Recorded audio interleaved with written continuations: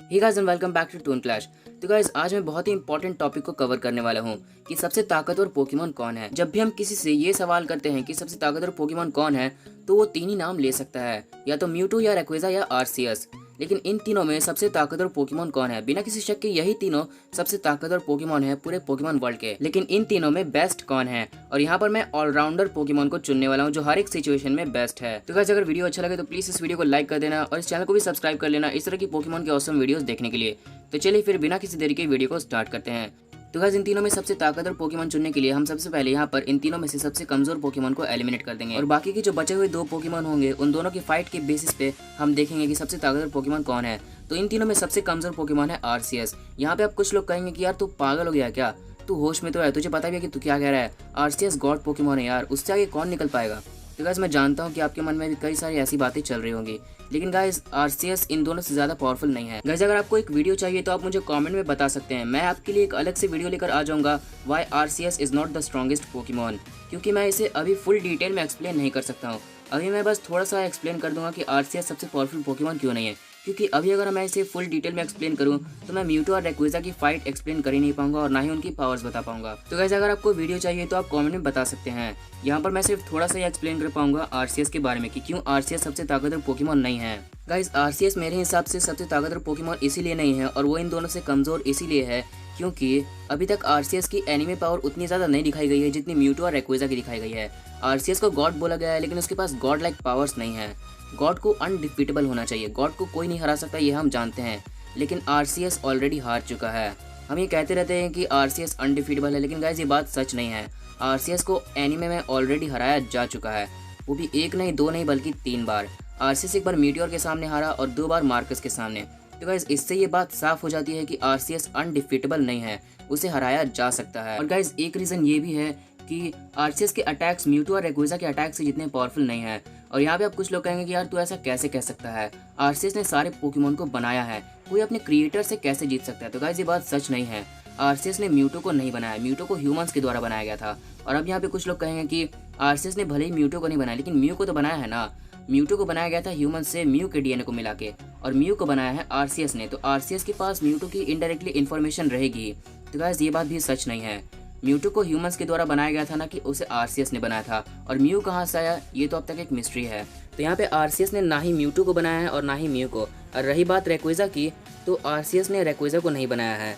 रेक्वेजा का जन्म हुआ था बादलों में एटमॉस्फेरिक प्रेशर की वजह से, ना कि उसे आरसीएस ने बनाया है। आरसीएस ने सिर्फ और सिर्फ उसे मेगा एवोल्यूशन दिया था, बस उसने रेक्वेजा को बनाया नहीं है। आरसीएस ने अब तक सिर्फ और सिर्फ 9 पोकेमॉन को बनाया है, जो है डियाल्गा, पाल्किया, गेरेटिना, यूक्सी, मेस्प्रेट, अज़ल्फ और ज़र्नियस, येवेल्टल, ज़ाइगार्ड। बस इनके अलावा आरसीएस ने अब तक किसी भी पोकेमॉन को नहीं बनाया है।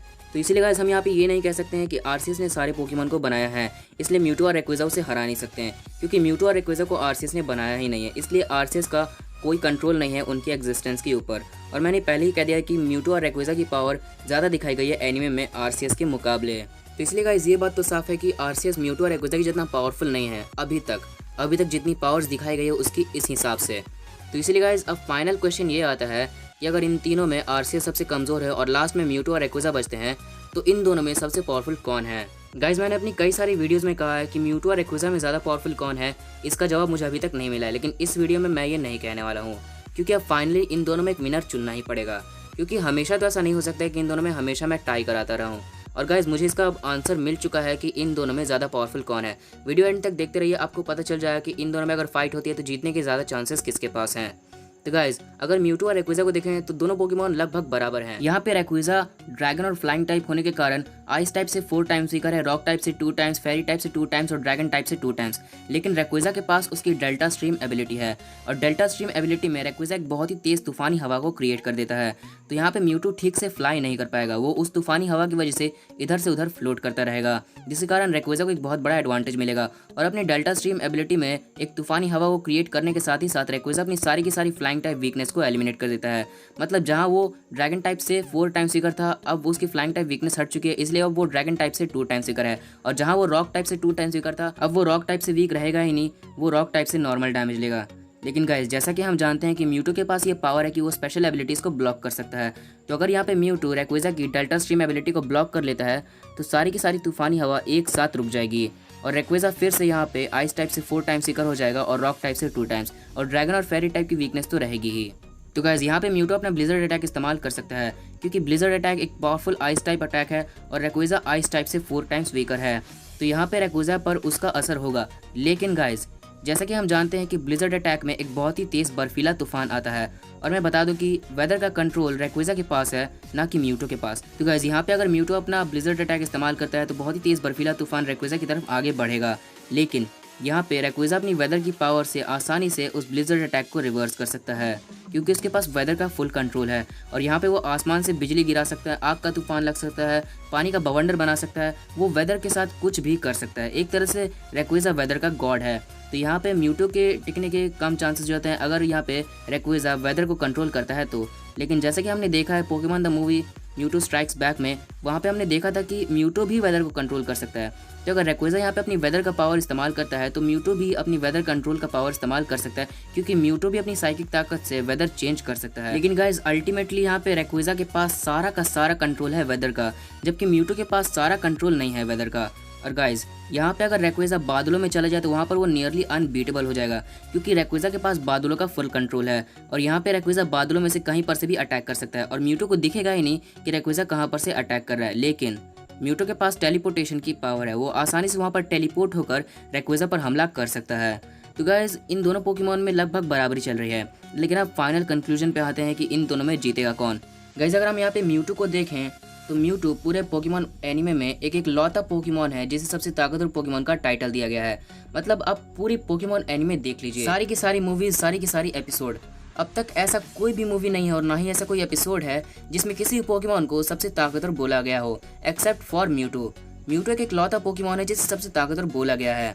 लेकिन हम जानते हैं कि मेगा रेक्वेजा का ड्रैगन असेंट आज तक किसी पोकेमॉन ने नहीं सहा है।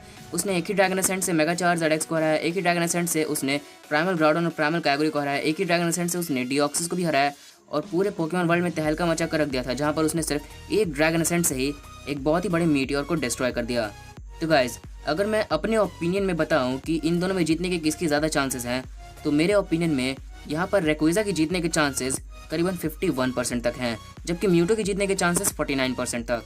और गाइज ऐसा क्यों है मैं अभी आपको एक्सप्लेन कर देता हूँ। गाइज हम जानते हैं कि आज तक रेक्वेजा का ड्रैगन असेंट किसी ने भी नहीं सहा है, और गाइज म्यूटो की फिजिकल डिफेंस अब तक इतनी ज़्यादा नहीं दिखाई गई है कि वो रेक्वेजा का ड्रैगन असेंट सह पाए। और गाइज यहाँ पे मेगा रेक्वेजा बिना किसी मेगा स्टोन के भी मेगा इवॉल्व कर सकता है। यहाँ पे मैंने पहले ही कह दिया था कि मैं एक ऑलराउंडर पोकेमॉन को चुनने वाला हूँ जो सारे के सारे सिचुएशन में बेस्ट हो। अगर यहाँ पे म्यूटो के पास कोई एक्सट्रीम सिचुएशन आ जाती है और म्यूटो के पास म्यूटोनेट एक्स या वाई नहीं है तो यहाँ पर वो मेगा इवॉल्व नहीं कर पाएगा। लेकिन वही कंडीशन अगर रेक्वेजा के पास आती है तो रेक्वेजा आसानी से मेगा इवॉल्व कर सकता है अपने निकटो ऑर्गन का इस्तेमाल करके या फिर अपने ड्रैगन असेंट मूव का यूज़ करके। लेकिन गाइस सिर्फ इस सिचुएशन की वजह से मैं मेगा रेक्वेजा को सबसे पावरफुल नहीं बोलने वाला हूँ। यहाँ पे मेरे पास एक बहुत बड़ा सबूत आ चुका है, और शायद मैं अगर आपको ये सबूत दूं तो आपको शायद यकीन आ सकता है। तो चलिए गाइस आखिरकार मैं आपको बता ही देता हूँ कि वो सबूत क्या है। वो सबूत है प्राइमल ग्राउडॉन। गाइस यहाँ पे एक सीन है, एक सीन जिसे आज तक कभी भी किसी ने गौर नहीं किया, ठीक से देखा नहीं इस सीन को। गाइस अगर आप इस सीन को देखिए तो यहाँ पे फुल बैटल जब हो रही थी primal Groudon versus primal Kyogre versus mega Rayquaza, तब इस बैटल में एक जगह ऐसा यहाँ पे आया था जब यहाँ पे प्राइमल ग्राउडॉन ने एक नहीं, दो नहीं, तीन नहीं बल्कि 6 प्रेसिपाइज ब्लेड इस्तेमाल किए थे। गाइस प्राइमल ग्राउडॉन की एक ही प्रेसिपाइज ब्लेड को सहने में हालत ख़राब हो जाती है, और यहाँ पे प्राइमल ग्राउडॉन ने 6 प्रेसिपाइज ब्लेड इस्तेमाल किए। मैं जानता हूँ कि यहाँ पे फ्लाइंग टाइप पोकेमॉन को इम्यूनिटी है, वो 0 डैमेज लेते हैं, क्योंकि flying type Pokemon most probably यहाँ पे हवा में रहते हैं और ग्राउंड टाइप मूव्स रहती है ग्राउंड पे, तो इसलिए यहाँ पे फ्लाइंग टाइप पोकेमॉन को अल्टीमेटली इम्यूनिटी मिल जाती है। लेकिन गाइज अगर फ्लाइंग टाइप पोकेमॉन ज़मीन पर हैं और अगर ग्राउंड टाइप मूव उन्हें हिट हो जाता है तो उसका असर उन पर होता है, और इसका सबसे बड़ा सबूत है चार्जार्ड और गोलम की मैच। चार्जार्ड एक फ्लाइंग टाइप पोकेमॉन है, उसे ग्राउंड टाइप मूव से इम्यूनिटी मिलती है, लेकिन जैसे ही चार्जार्ड वर्सेस गोलम की मैच में यहाँ पे चार्जार्ड जब ज़मीन पर था और यहाँ पे जब गोलम ने अपना मैग्नीट्यूड अटैक किया था और चार्जार्ड को जब मैग्नीट्यूड अटैक लग गया था तब मैग्नीट्यूड अटैक का असर चार्जार्ड पे हुआ था। तो गाइस ये बात तो बिल्कुल साफ है कि भले ही फ्लाइंग टाइप पोकेमॉन को इम्यूनिटी मिलती है ग्राउंड टाइप मूव से, क्योंकि उन्हें ग्राउंड टाइप मूव लग ही नहीं सकता है क्योंकि वो हवा में है, लेकिन अगर ग्राउंड टाइप मूव गलती से भी हिट हो जाती है फ्लाइंग टाइप को तो उसका असर फ्लाइंग टाइप पोकेमॉन पे होता है। और गाइस यहाँ पे प्राइमल ग्राउडॉन अब तक का सबसे पावरफुल ग्राउंड टाइप पोकेमॉन, और एक प्लस पॉइंट ये है कि उसका प्रेसिपाइज ब्लेड पूरे पोकेमॉन वर्ल्ड का सबसे स्ट्रॉन्गेस्ट ग्राउंड टाइप मूव है। तो गाइस कैन यू इमेजिन यार, 6 प्रेसिपाइज ब्लेड और उसको भी उसने इस तरह से सहा जैसे कि 6 प्रेसिपाइज ब्लेड से उसे खरोंच भी नहीं आई। गाइज यहाँ पे आप देख सकते हैं, यहाँ पर प्राइमल ग्राउडॉन ने अपनी एक प्रेसिपाइज ब्लेड इस्तेमाल की, फिर 2, और उसके बाद ये प्रेसिपाइज ब्लेड 3 हुई, फिर 4, और उसके बाद 5 हुई। गाइज ये जो दूसरे वाला प्रेसिपाइज ब्लेड था वो 5वें के पीछे छुप चुका है, और फाइनली यहाँ पर प्राइमल ग्राउडॉन ने अपनी 6ठी प्रेसिपाइज ब्लेड इस्तेमाल की। तो यहाँ पे आप देख सकते हैं कि कई सारी प्रेसिपाइज ब्लेड पीछे छुप चुकी हैं। सो कैन यू इमेजिन यार, 6 प्रेसिपाइज ब्लेड, और वहाँ पर जब प्रेसिपाइज ब्लेड से एक बहुत ही बड़ा एक्सप्लोजन हुआ, जब हर जगह धुआं धुआं हो गया था, मेगा रेक्वेजा वहाँ रॉकेट की स्पीड से निकला, बिल्कुल